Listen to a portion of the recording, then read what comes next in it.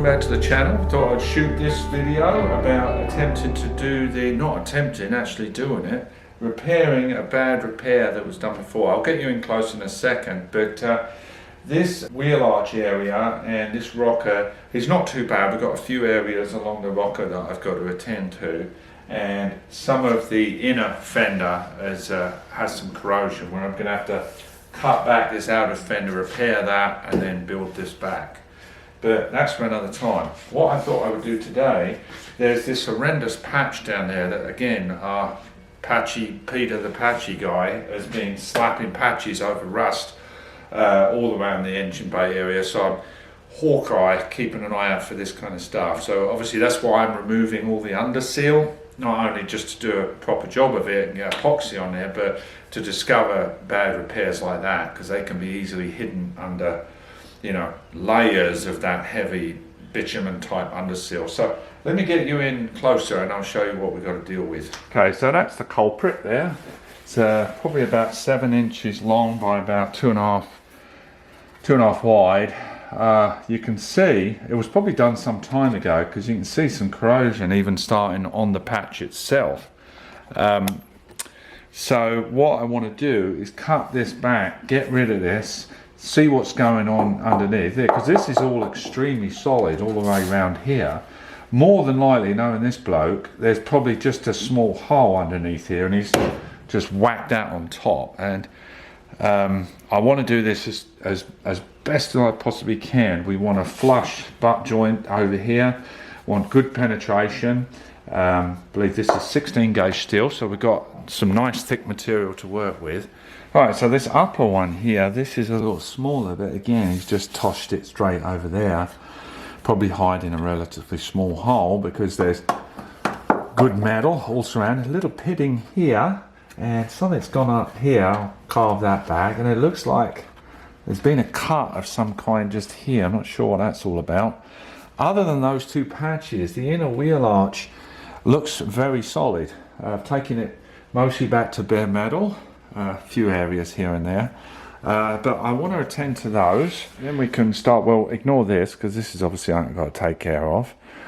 Repairing this. This is actually one of the only areas of the whole car that I've got damage on the exterior body, believe it or not.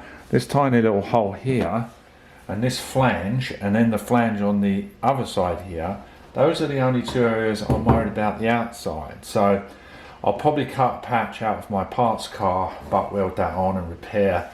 Then of course we get into the welding in a new pan on the bottom of where the spare wheel sits. Both sides. This is the passenger side one. Bought this from Mercedes Classic DE in Germany. About 70 bucks for this repair panel. It's a nice quality repair panel. And essentially spot welded along here, along this flange. And along this flange here, and that should be pretty straightforward. Obviously shoot a video of that because I'm sure people would like to see that put in. But before we get there, I would like to attend to these ugly patches. So let's get started and investigate what's behind this little guy. So anytime I like to do this, you can see I've got a fire extinguisher just off to the side there, anytime I do welding, just to be on the safe side. Anyway, so I think what I'll do is I'm going to cut shy of the weld line here, just to kind of inspect behind it and see what's going on there, and then we'll obviously cut all this out. But just really just an exploratory cut and see what's behind there.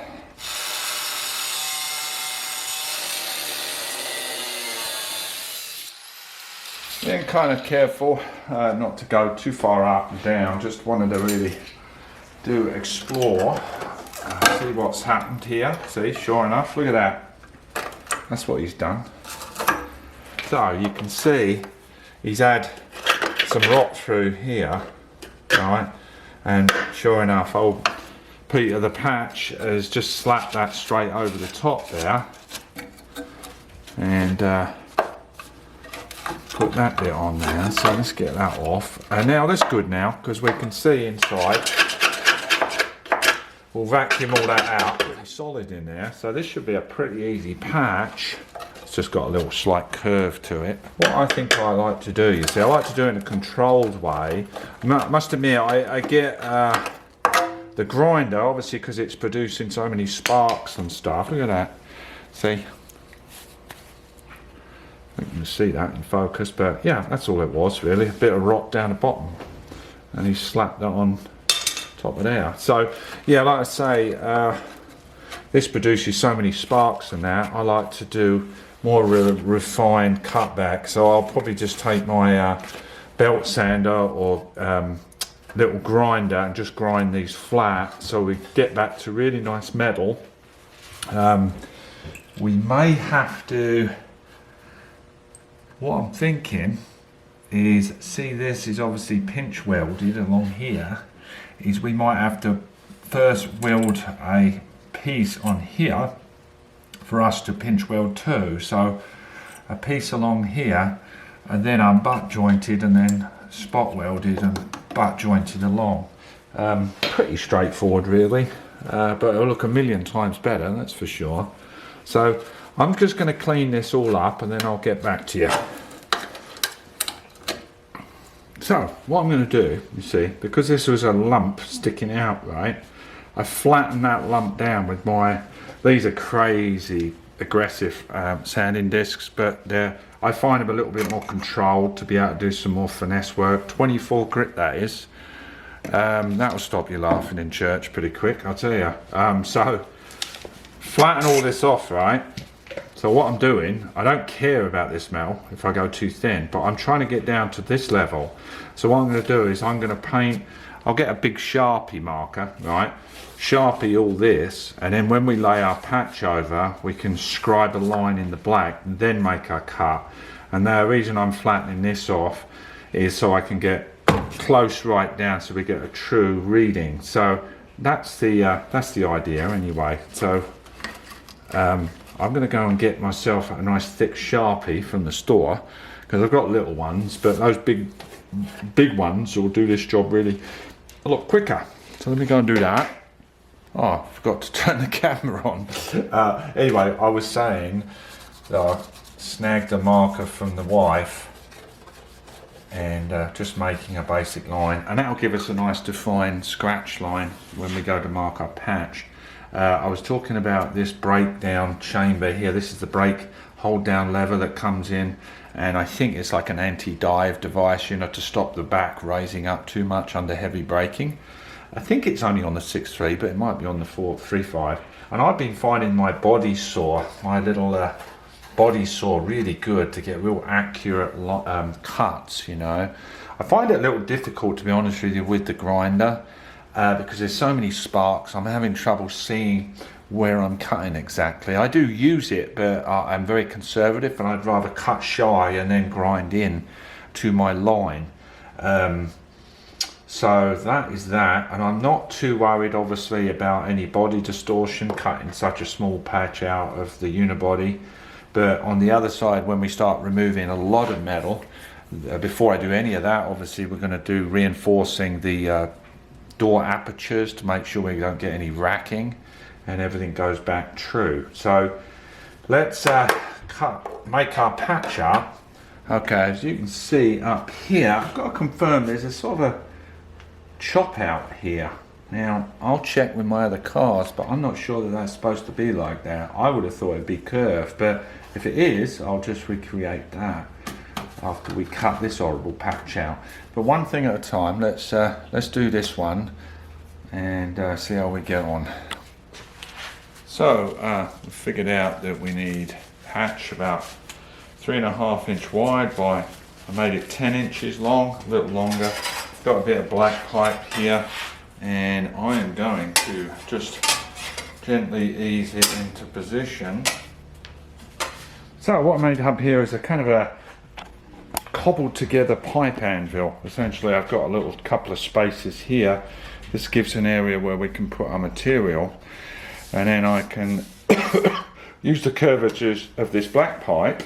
I mean, I've been meaning to make a pipe anvil, but I thought I'd just this is something you can knock together pretty easy with just a clamp and a vise, so gives us something to work with, and also you can do it off center like that, so it kind of gives a more of a cone effect. But I'm just going to work this for a bit, just a little at a time, because I don't want to get any like harsh crinks in it. And I'll be back and forth checking our progress. Like I say, it's a little steeper up front here. See that patch is coming on. This is 16 gauge, you see. This is heavy gauge stuff. This top corner kind of curves a little sharper towards the top of the patch. So I'm just putting it in at a slightly different angle here.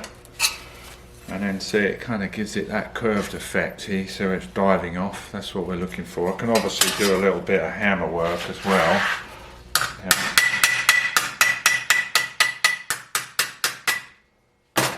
So check that. Right, I worked that for about 20 minutes or so. I'll take it off and I'll show you all the contours and what have you. I re-blacked the area here. I've clamped it in position. And I've just tapped over with a hammer here to get this kind of, there's a curve here, then it curves back, and then it curves down slightly. So we want the patch in there as kind of relaxed as possible. We don't want to, you know, force things in. So I've got it nice and clamped in there now. So what we can do now is score this black marker paint here, and then we've got a perfect area to cut to. I'll cut up to the line and then refine it with my little die grinders and all that stuff, and that's where I find it, you know, really pays to get a nice fit, you know, so take your time doing that. So let me mark that off. As you can see, I've cut the corners off at 45 just so we don't have a sharp point corner that can be a little trickier to weld. They're more relaxed corners, and that provides us with a little bit more surface area to spread the heat. So I'm just going to score it with an old utility knife, crappy blade obviously.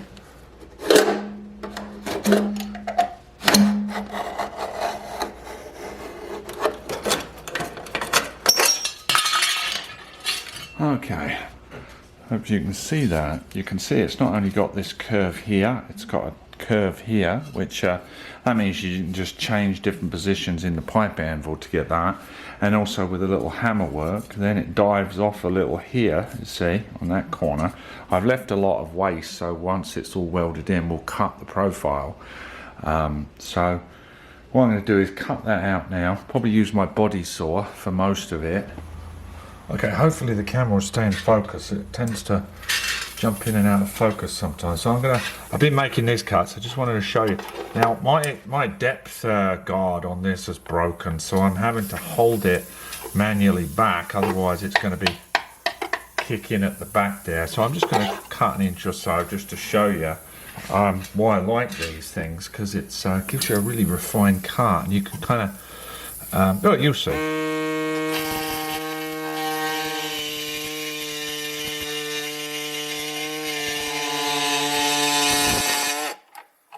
We've now touched the breakdown piece, so I don't want to go any further. We'll use the little cutting wheel right there to score that up. But you can see, you can stay in quite good control of that. I'm going right up to the line. I'd rather be a little shy and then sort of sand and play around with it to get the fit just nice. I'll probably show in this video, you know, a lot of patch welding, and I've been doing it, is leaving a little bit of a gap. And now I'm experimenting with really buttoning it up really clean. For a few reasons, is that having the two open edges, like an open edge like this, they're a little bit more vulnerable for burn through, but when they're pushed together, they almost help each other to handle the excessive heat, you see. And I'd like to pump the heat up so we get good penetration, you see. So I've been playing around with some scrap pieces. Again, I want to recommend Sylvester Customs down in Los Angeles. I watched a video recently of his, and I thought it was very good. So anyway, let's carry on. I'm going to cut the rest of this out, and then I'll get back to you. Right, I cut all that back, and look, see, I cut right through just skimmed it. I cut a line through there, so obviously I'll weld that up. That's not an issue. very easy repair, but it just shows you how you've got to be careful of what's going on behind. I didn't nick up the top here, this is fine, but this one I'll weld up. So I ground off that lip that was there. It was all rusty and crappy anyway, and so I've got to weld on a new spot weld lip here first, and then our patch, there's our patch here, that will come in there. You see, that's going to need a little trim. That's not bad actually, is it? It's going to need a little trimming there. Well, actually, probably not. That'll go in just like that. Maybe a little tweaking this way. But that's going nice. And then, like I say, I'll leave it spare at the bottom. I'll just basically trim it and put a curve in it. And to get this strip cut, I've just cut a little piece of paper here, give me an approximation of the curvature, see, and on the metal I'll go on there, and then I'll weld all the way along now, clean all that surface rust off here. I've checked the chamber inside that way towards the inner rocker where it intersects underneath the rear seat, and that looks real good down. And as I say, I'm going to give it some frame coating inside once all this project's done. There is a access hole further forward I think I can get the probe into. This right here, what I was hitting was the end of the inner rocker. I just felt, I could feel the little panel sort of struggling a little bit right there, and what that was the end of the rocker. So cut that nice. So I'm going to stop now because I've got to go to a birthday party, and I'll pick this up probably tomorrow. Right, it's the next day now, party's over. I'm just going to weld that little cut that I made in that breakdown cone there, that brake cone. It's just a little slice that the grinder caught, so shows you've got to be kind of careful. So that won't take a sec just to weld that up. What I did was make a simple template out of cardboard just for my bottom spot weld strip here. Play around with that for a bit, and then I cut one, bent it around on the little brake, you know, the pipe anvil, and just tuning it up to be able to weld that guy in place. Needs a little tuning, and then holes drilled on our main patch and spot welded through to this. So let me weld that guy up, and I'll get back to you.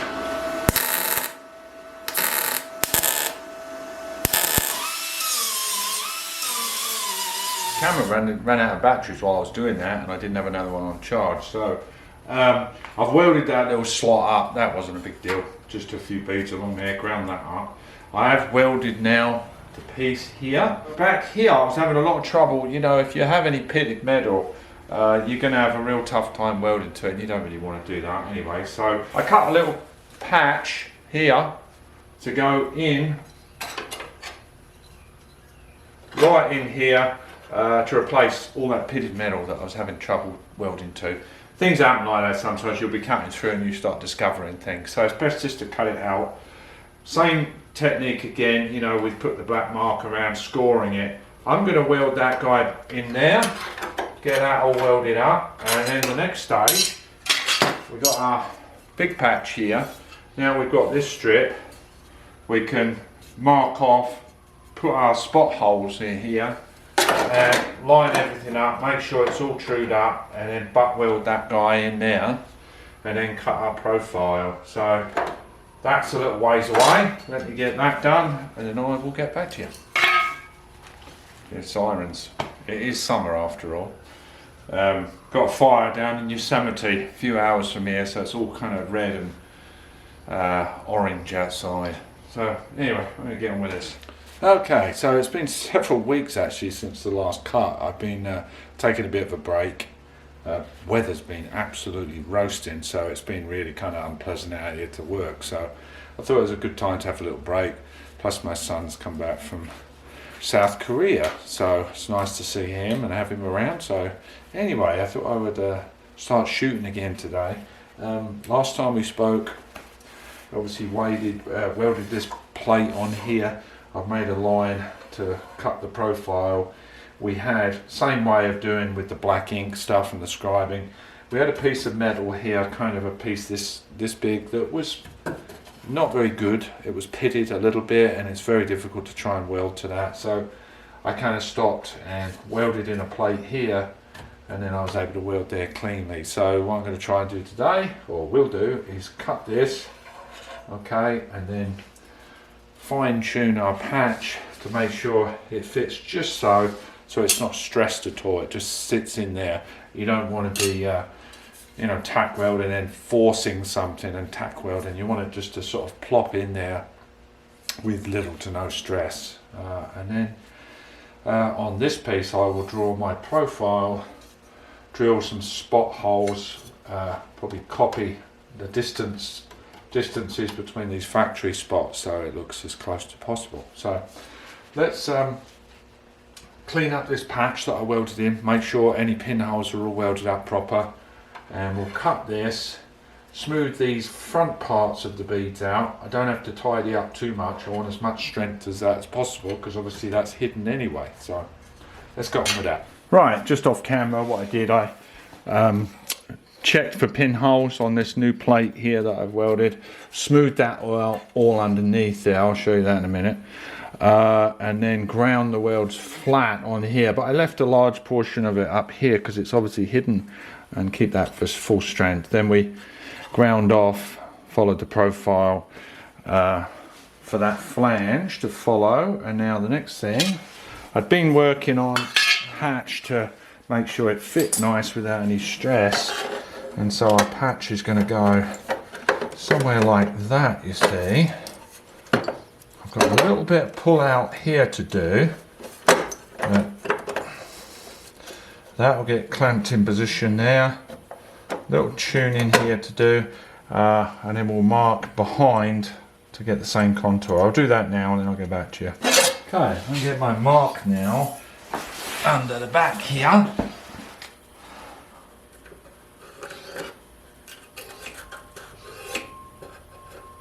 That's it. So there we go, we'll cut that off.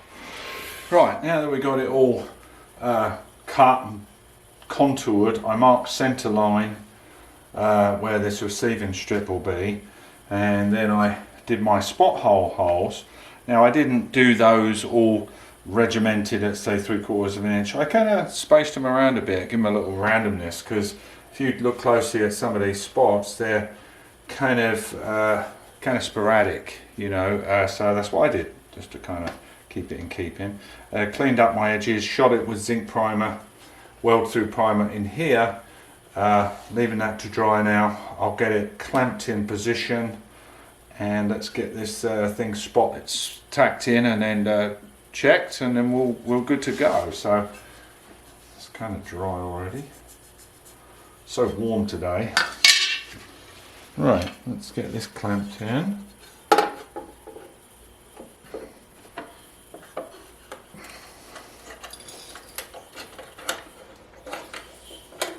Right, very close to getting it in now, where I'm happy with it. And what I'm using, I tighten these, not all the way, but like about 70%.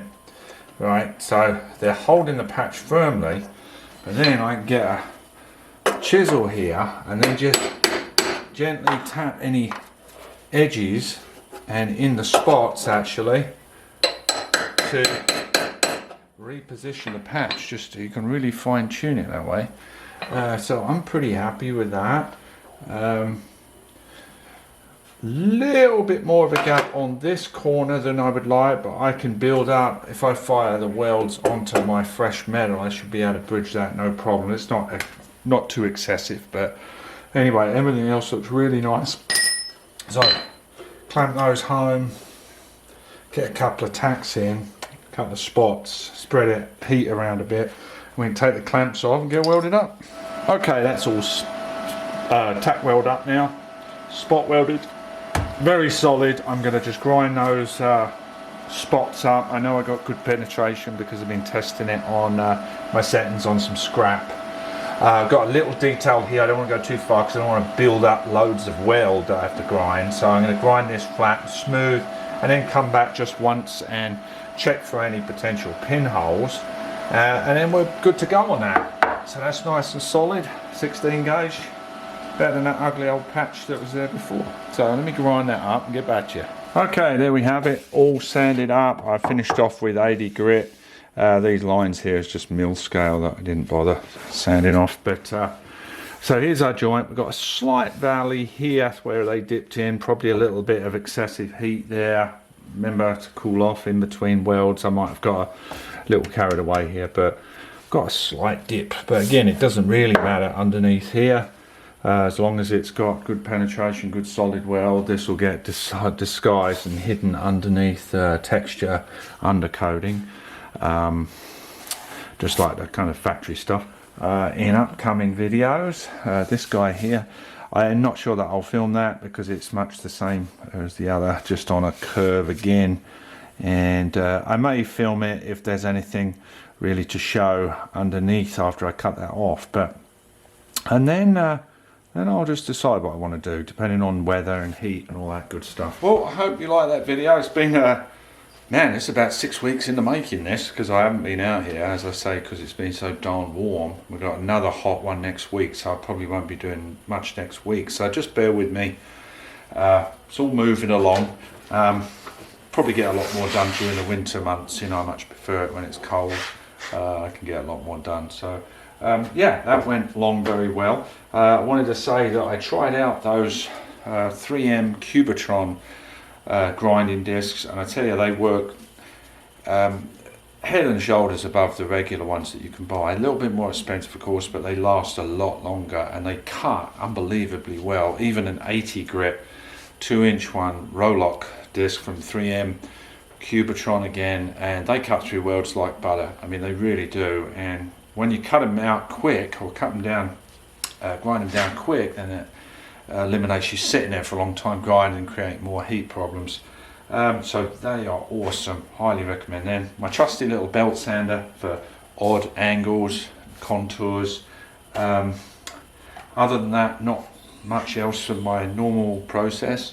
When I get a chance, I will inject this cavity. I'll probably do this at the very end once all welding's done, because if I go spraying in cavity paint inside there and I start welding it, it can actually catch fire in there, but so I don't want to do that. So we'll get all the welding done and then inject it with cavity coating and then probably a wax oil or something, so it will never rust again, really.